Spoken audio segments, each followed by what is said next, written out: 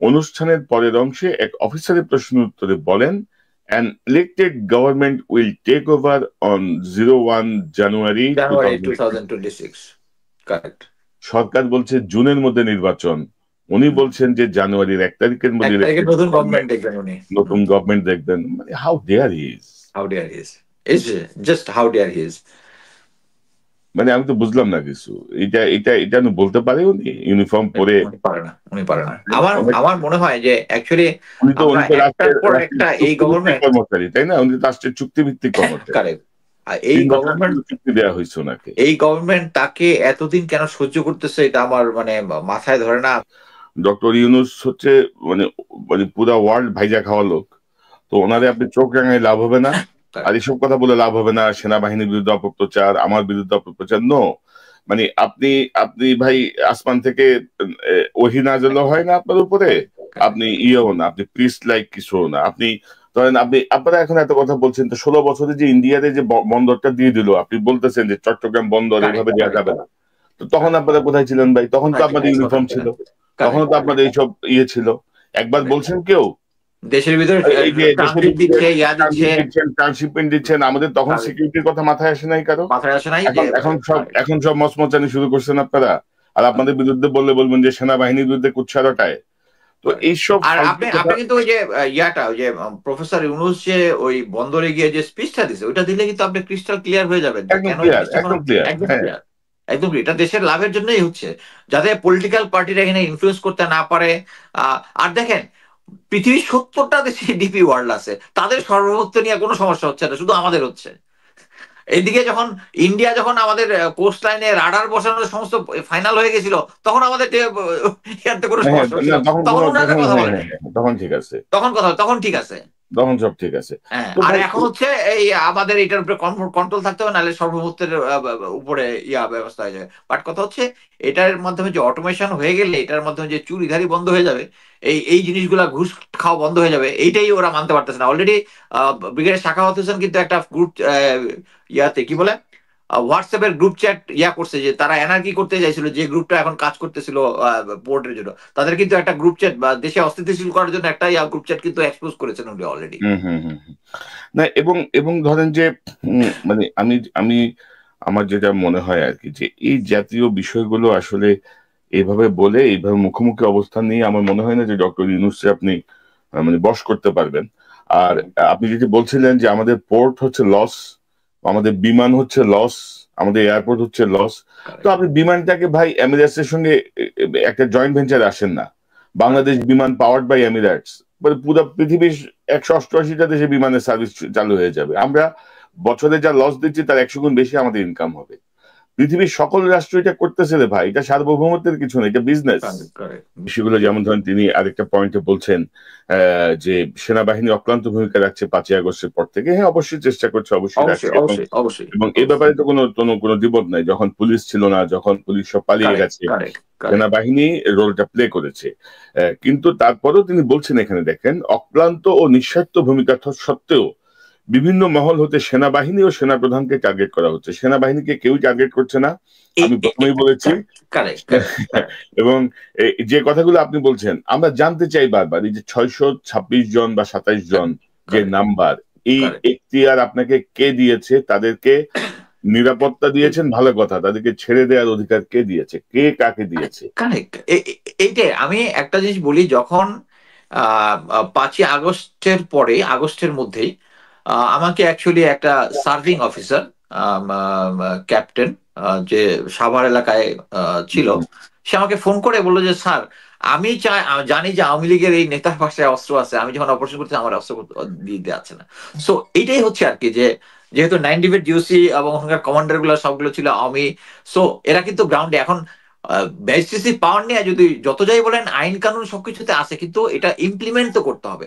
So implement করার জন্য উনি একদিকে বলতেছে আমরা ম্যাজিস্ট্রেসি পাওয়ার নিয়ে আসি, এবং আমি বলতে পারি যে আমি এখন পর্যন্ত বাংলাদেশে যত আইএস ডিউটি করেছি, আমাদের কখনোই ম্যাজিস্ট্রেসি পাওয়ার ছিল না, এবং কখনোই আমরা ব্যর্থ হই নাই। এই প্রথমবার ব্যর্থ কেন না, মানে হচ্ছি? হচ্ছে আপনি আপনি ধরেন আপনি ম্যাজিস্ট্রেসি পাওয়ার নিয়ে মাঠে আছেন, আপনি কোনো কাজ করছেন না, আবার আপনি দাবি করছেন যে আবার পরিস্থিতি দাবি করা করতেছে যাক, কারেক্ট, পরিস্থিতি অরাজক কারেক্ট। পরিস্থিতি, আইন শৃঙ্খলা ভেঙে পড়েছে, আমি আরো কেন অবনতি বলতেছি হচ্ছে। যে জুনিয়র অফিসাররা উনি যদি এখন এই যে এখন যে মানে তার মাসল ফ্লেক্স করলো সরকারের সামনে যে সে শক্তি দেখাইতে, বাট এইটা বলতে পারি যে জুনিয়র অফিসাররা এই যে আমি এতক্ষণ যেটা বললাম যে তাদেরকে অপারেশন করতে দেওয়া হচ্ছে না, they know the exact thing. So উনি অ্যাকচুয়ালি সরকারকে ভয় দেখাচ্ছে এই কথাগুলো বলে, এবং হুম, ওখানে কোশ্চেন আনসার সেশনে যেগুলো সেট করেছে ওটা উনার সেট করা জিনিস, বাট অন গ্রাউন্ডে তার এই পাওয়ারটা নাই, কারণ আর্মি তার পিছনে নাই।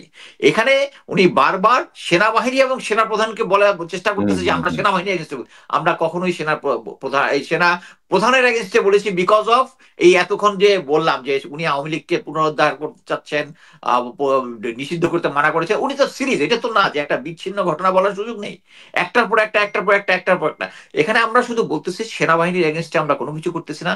সেনাবাহিনী এখনো যে মেইন ফোর্স যেটা আছে উপরের দিকে 30-35 জন ছাড়া সবাই কেউ ইন্ডিয়ার হেজিমনি চায় না। এই যে মনে করেন যে আমি আমার কয়েকটা সত্যি বলছি, 24 ডিবেট জিওসি নতুন জেনারেল মুশফিক গিয়ে প্রথমেই সে যে ফেনী ওখানে যে শেখ হাসিনা যে ব্রিজটা দিয়েছে ওখানে গিয়ে ওখানে ডিফেন্স সিস্টেমটা হুম, ফাইনাল করেছে, করে রিকমেন্ড করেছে ওখানে যে ইন্ডিয়ার জন্য যে যে জায়গাটা দিয়েছিল, এটা তো ইন্ডিয়া অ্যাকচুয়ালি তার মিলিটারি স্থাপনা করতো ফিউচারে, এখন শুধু যার ব্যবসা বাণিজ্যের কথা বলে যে এটা তাদের ইপিজেড বলার চেষ্টা করছে, বাট ওই জায়গাটার মধ্যে একটা ব্রিগেড প্লাস স্ট্রেংথ করার চেষ্টা করছে। এটা কিন্তু করতেছে, মানে এটা হচ্ছে একজন বেসিক অফিসার কিন্তু তাই করবে।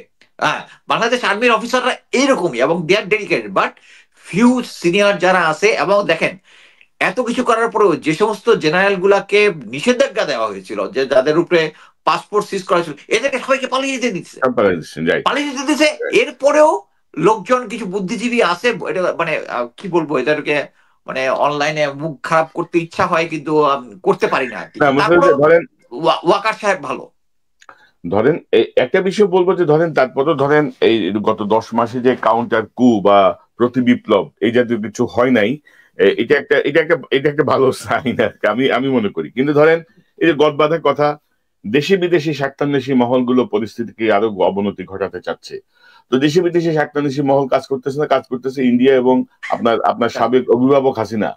তো আপনি একটু বলেন যে এইভাবে ধরেন মানবিক করিডোর বা এটা নিয়ে যদি আপনার আপত্তি থাকে, বিং এ আর্মি চিফ, যেহেতু যে পরিস্থিতি হোক আপনি একটা ঝুঁকি নিয়েছেন 5ই আগস্টে, আপনি কথা বলেন না কেন? আপনি কথা তো বলতে পারেন। যদিও কথা হয়েছে, 3 বাহিনী প্রধান সহ উপদেষ্টার সঙ্গে ডক্টর ইউনূসের সাথে বৈঠক করেছেন, কিন্তু আপনি এভাবে বলতে পারেন কিনা? আপনি একটু শুনি যে কোড অফ কন্ডাক্ট কি বলে। আচ্ছা, এখানে আমি একটা কথা বলি, সেটা হচ্ছে আহ ওনার সাথে যে 3 বাহিনী সহ সহ যে কনফারেন্সটা হয়েছিল ওখানে কিন্তু হুম, এই মানবিক করিডোর নিয়ে কথা হয়েছে। হুম, ওখানে সেনাপ্রধান বলেছেন যে এই মানবিক করিডোর দেওয়াটা নিয়ে উচিত হচ্ছে আমাদের যারা স্টেক হোল্ডার তাদের সাথে একটা কনফারেন্স করা, ইয়া করা।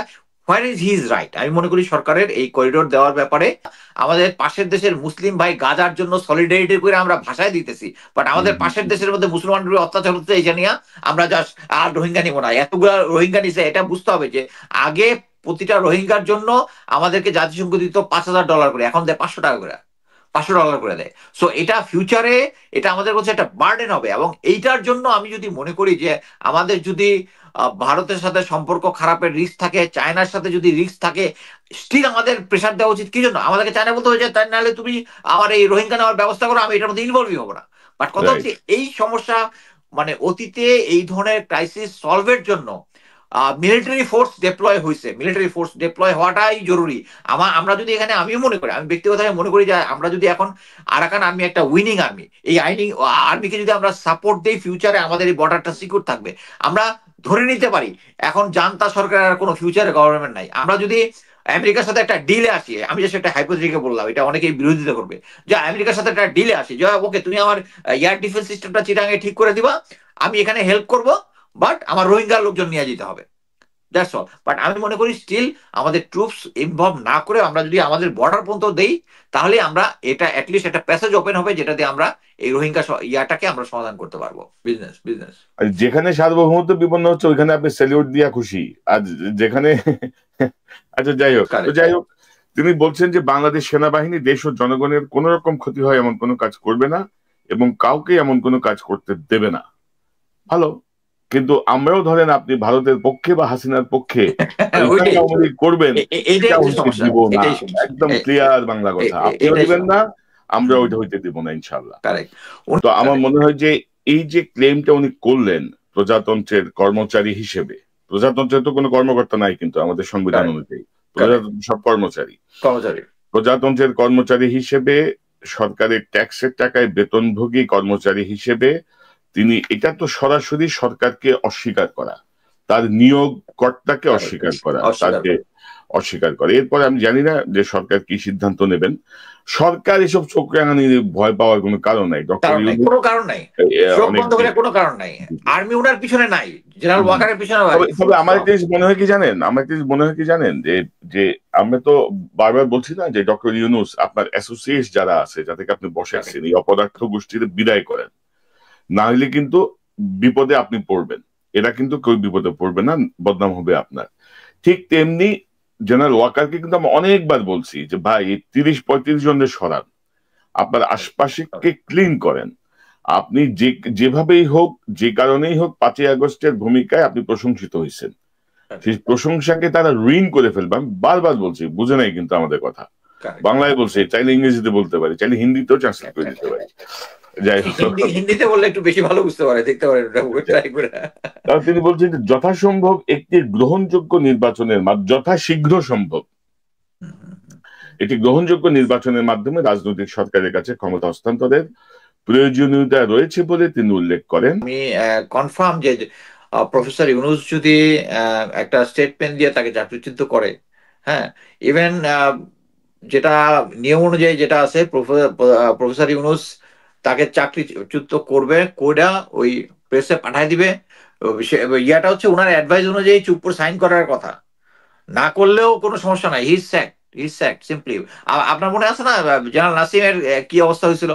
জেনারেল নাসিম কিন্তু অফিসে বসে বসে ইয়া করতেছিল, মানে সেনাপ্রধানের ইয়া করতেছিল, মানে করতে, কিন্তু শেষ পর্যন্ত কিন্তু he has to step down.